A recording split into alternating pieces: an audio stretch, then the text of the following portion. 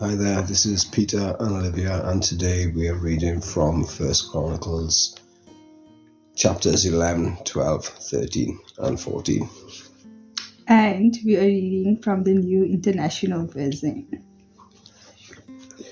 All Israel came together to David at Hebron and said, "We are your own flesh and blood.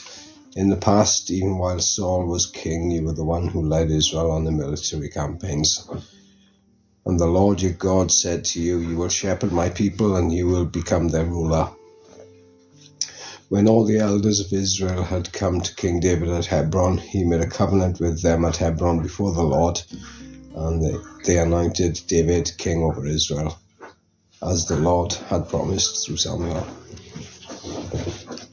David and all the Israelites marched to Jerusalem. The Jebusites who lived there said to David, "You will not get in here." Nevertheless, David captured the fortress of Zion, which is the city of David. David had said, "Whoever leads the attack on the Jebusites will become commander-in-chief." Joab, son of Zeruiah, went up first, and so he received the command. David then took up residence in the fortress, and so it was called the City of David. He built up the city around it, from the terraces to the surrounding wall, while Joab restored the rest of the city. And David became more and more powerful, because the Lord Almighty was with him. These were the chiefs of David's mighty warriors. They, together with all Israel, gave his kingship strong support to extend it over the whole land as the Lord had promised. This is the list of David's mighty warriors. Jashobeam, a Hakmonite, was chief of the officers. He raised his spear against 300 men whom he killed in one encounter. Next to him was Eleazar, son of Dodai the Ahohite, one of the three mighty warriors. He was with David at Pasdammim when the Philistines gathered there for battle. At a place where there was a field full of barley, the troops fled from the Philistines. But they took their stand in the middle of the field. They defended it and struck the Philistines down, and the Lord brought about a great victory. 3 of the 30 chiefs came down to David at the rock of the cave of Adullam, while a band of Philistines was encamped in the valley of Rephaim. At that time, David was in the stronghold at the Philistine garrison was at Bethlehem. David longed for water and said, "Oh, that someone would get me a drink of water from the well near the gate of Bethlehem." So the 3 broke through the Philistine lines, drew water from the well near the gate of Bethlehem, and carried it back to David, but he refused to drink it. Instead, he poured it out to the Lord. "God forbid that I should do this," he said. "Should I drink the blood of these men who went at the risk of their own lives?" Because they risked their lives to bring it back, David would not drink it. Such were the exploits of the 3 mighty warriors. Abishai, the brother of Joab, was chief of the 3. He raised his spear against 300 men whom he killed, and so he became as famous as the 3. He was doubly honored above the 3 and became the commander, even though he was not included among them. Benaiah, son of Jehoiada, a valiant fighter from Kabzeel, performed great exploits. He struck down Moab's 2 mightiest warriors. He also went down into a pit on a snowy day and killed a lion. And he struck down an Egyptian who was 5 cubits tall. Although the Egyptian had a spear like a weaver's rod in his hand, Benaiah went against him with a club.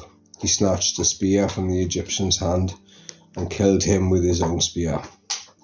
Such were the exploits of Benaiah, son of Jehoiada. He too was as famous as the 3 mighty warriors. He was held in greater honor than any of the 30, but he was not included among the 3, and David put him in charge of his bodyguard. The mighty warriors were Asahel, the brother of Joab, Elhanan, son of Dodo from Bethlehem, Shamoth the Harite, Helez the Pelonite, Ira son of Ikesh from Tekoa, Abiezer from Anathoth, Sibbecai the Hushathite, Eli the Ahothite, Marahai the Neptothite, Heled son of Bana the Neptothite, Ittai son of Ribai from Gibeah in Benjamin, Benaiah the Pirathite, Hurai from the ravines of Gash, Abiel the Abathite, Asmaveth the Bahumite, Elihabah the Shalbanite, the sons of Hashem the Gizonite, Jonathan, sons of Shagri and Harite, Ahim, son of Shaka the Harite, Ephael, son of Hefer the Mechrathite, Ahijah the Pelonite, Hezro the Carmelite, Narai, son of Ezbai, Joel, the brother of Nathan, Meba, son of Hagri, Zelek, the Ammonite, Narai, the Berathite, the armor-bearer of Joab, son of Zeriah, Izra, the Ithrite, Gareb, the Ithrite, Uriah, the Hittite, Zabab, son of Ali, Adonai, son of Shizah, the Reubenite, who was chief of the Reubenites, and the 30 with him, Hanan, son of Makkah, Joshaphat, the Mithnite, Uzziah, the Ashterthite, Shammah and Jeiel, the sons of Hotham the Aarite, Jediel, son of Shimri, his brother Joha the Tizite, Eliel the Mahavite, Jeribai and Joshavai, the sons of Elnam, Ithma the Moabite, Eliel, Obed, and Jasiel the Mesobite. Chapter 12. These were the men who came to David at Ziklag, while he was banished from the presence of Saul, son of Kish. They were among the warriors who helped him in battle. They were armed with bows and were able to shoot arrows or to sling stones, right-handed or left-handed. They were relatives of Saul from the tribe of Benjamin. Ahiezer, the chief, and Joaz, the sons of Shammah, the Gibeahite, Jeziel and Pelet, the sons of Asmaveth, Barakah, Jehu, the Anathothite, and Ishmahiah, the Gibeonite, a mighty warrior among the 13, who was a leader of the 30, Jeremiah, Jehaziel, Johanan, Jozabad, the Gerathite, Eluzai, Jerimoth, Bealiah, Shamariah, and Shephatiah, the Heruphite, Elkanah, Ishia, Azarel, Joazer, and Joshabim, the Korahites, and Joelah, the Zebediah, the sons of Joraham from Gedor. Some Gadites defected to David at his stronghold in the wilderness. They were brave warriors, ready for battle and able to handle the shield and spear. Their faces were the faces of lions, and they were as swift as gazelles in the mountains. Ezer was the chief, Obadiah the second in command, Eliab the third, Mishmana the fourth, Jeremiah the fifth, Attai the sixth, Eliel the seventh, Johanan the eighth, Elzabad the ninth, Jeremiah the 10th, and Magdani the 11th. These Gadites were army commanders. The least was a match for 100, and the greatest for 1,000. It was they who crossed the Jordan in the first month, when it was overflowing all its banks, and they put to flight everyone living in the valleys, to the east and to the west. Other Benjaminites and some men from Judah also came to David in his stronghold. David went out to meet them and said to them, "If you have come to me in peace to help me, I am ready for you to join me.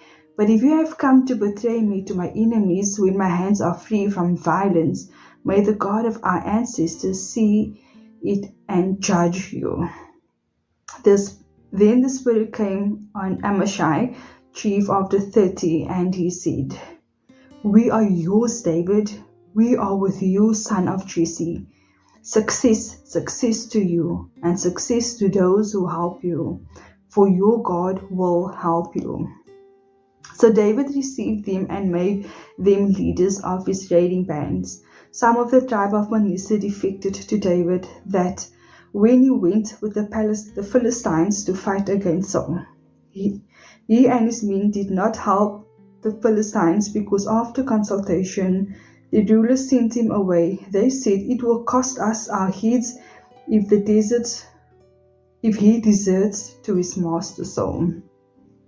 When David went to Ziklag, these were the men of Manasseh who defected to him: Adnah, Jozabad, Jediel, Michael, Jozabad, Elihu, and Zelathai, leaders of units of 1,000 in Manasseh. They helped David against raiding bands, for all of them were brave warriors and they were commanders in his army. Day after day, men came to help David until he had a great army like the army of God. Others joined David at Hebron. These are the numbers of the men armed for battle who came to David at Hebron to turn Saul's kingdom over to him, as the Lord had said.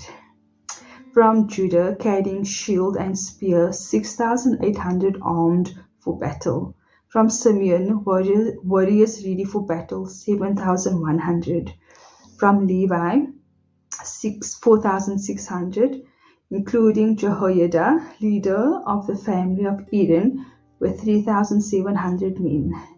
And Zadok, the brave young warrior, with 22 officers from his army. From Benjamin, Saul's tribe, 3,000, most of whom had remained loyal to Saul's house until then. From Ephraim, brave warriors famous in their own clans, 20,800. From half the tribe of Manasseh, designated by name to come and make David king, 18,000.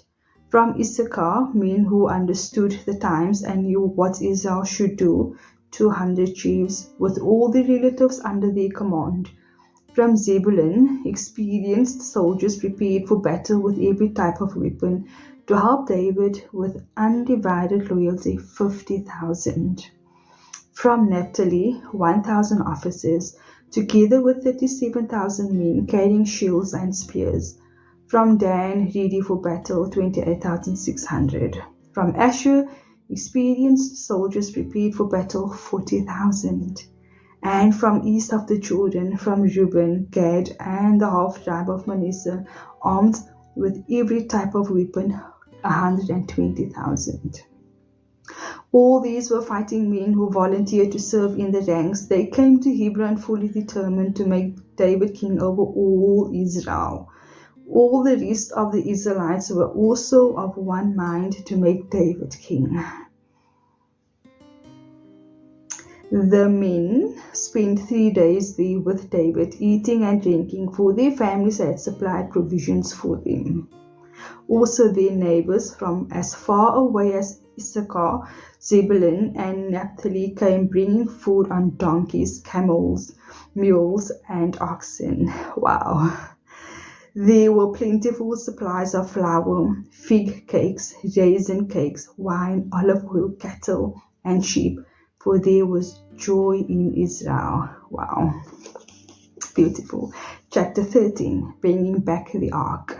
David conferred with each of his officers, the commanders of thousands and commanders of hundreds. He then said to the whole assembly of Israel, "If it seems good to you, and if it is the will of the Lord our God, let us send word far and wide to the rest of our people throughout the territories of Israel, and also to the priests and Levites who are with him in their towns and pasture lands to come and join us. Let us bring the ark of our God back to us, for we did not inquire of it during the reign of Saul. The whole assembly agreed to do this because it seemed right to the people. So David assembled all Israel from the river Shihor in Egypt to Lebo Hamath to bring the ark of God from Kiriath Jearim. David and all Israel went to Baalah of Judah to bring up from there the ark of God, the Lord, who is enthroned between the cherubim, the ark that is called by name. They moved the ark of God from Abinadab's house on a new cart with Uzzah and Ahio guiding it. David and all the Israelites were celebrating with all their might before God, with songs and with harps, lyres, tambourines, cymbals, and trumpets. When they came to the threshing floor of Kidon, Uzzah reached out his hand to steady the ark because the oxen stumbled. The Lord's anger burned against Uzzah, and he struck him down because he had put his hand on the ark. So he died before God. Then David was angry because the Lord's wrath had broken out against Uzzah, and to this day that place is called Perez Uzzah. David was afraid of God that day and asked, "How can I ever bring the ark of God to me?" He did not take the ark to be with him in the city of David. Instead, he took it to the house of Obed Edom the Gittite. The ark of God remained with the family of Obed Edom in his house for 3 months, and the Lord blessed his household and everything he had. Chapter 14. David's house and family. Now Hiram, king of Tyre, sent messengers to David along with cedar logs, stonemasons, and carpenters to build a place for him. And David knew that the Lord had established him as king over Israel, and that his kingdom had been highly exalted for the sake of his people Israel. In Jerusalem, David took more wives and became the father of more sons and daughters.